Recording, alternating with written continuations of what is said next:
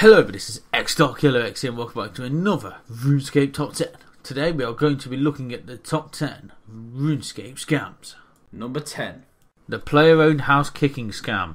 Now this is mainly done by the lurer making the victim place a high-valued item on the table in a player-owned house, and once the player has done so, the owner of the house will close the house and then lock it so only the owner can enter, meaning that the item that the victim has left on the table is there for the owner to have.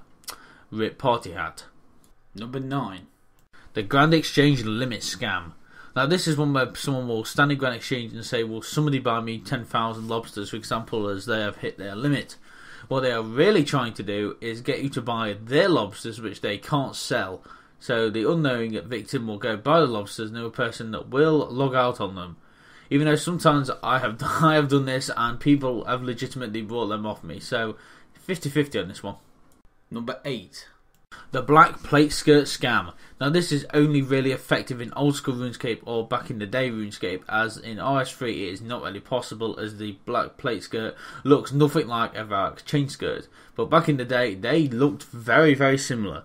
Unless you right clicked on it, they would basically look the same.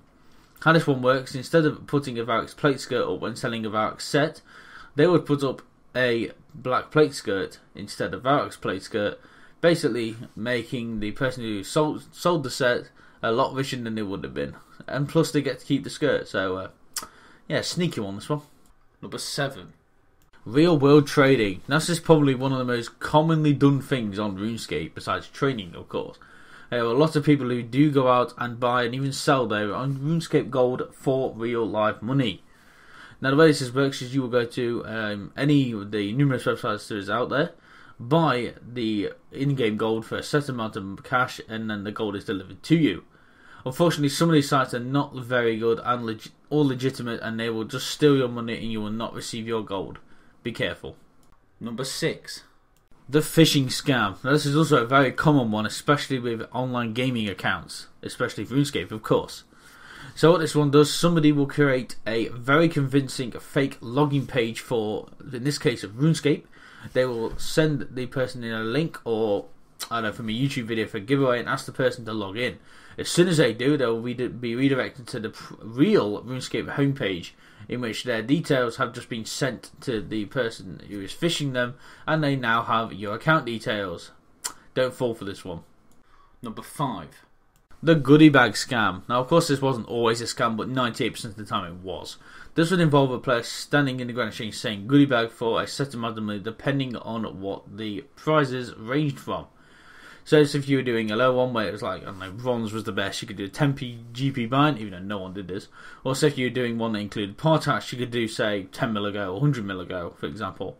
Unfortunately, there were some people who, even though they would sort of do it correct, they would always give the person a losing item instead of giving them a winning item, basically scamming them.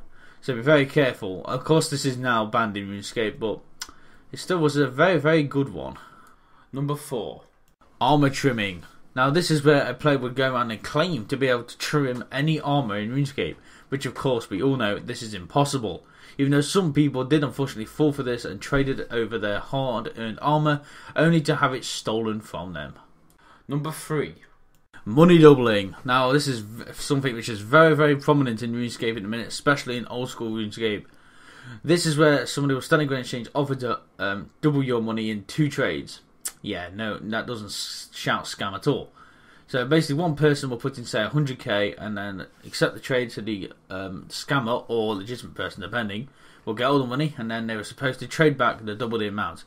Even though 99% of the time, as soon as a person accepted trade and traded over their gold, the other person would teleport or log out on them. Even though there are a very small amount of people who actually legitimately do this, but 99% of them are scams. Number 2. Hot or cold. Now this is probably one of the most popular gambling things ever to exist in RuneScape. This is also can be known as flower poker. Now what we would do, the owner would put up a set price for a game of hot or cold.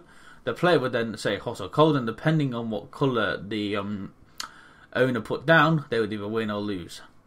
So the way that people probably scam this is if the person lost, then obviously they wouldn't return and there'd be no need to scam. But when the person won, depending on how much it was, if it was a small amount, they'd usually give it. But if it was a huge bet, they would normally log out or teleport away, ripping you off. And number 1. Dicing. Of course, everybody knew this was going to be the number 1 scam in RuneScape because it was probably the most scam thing ever in RuneScape. There was a large amount of people who legitimately did this for a living on RuneScape, doing like 300-400 million gold at a time, and also full third age sets.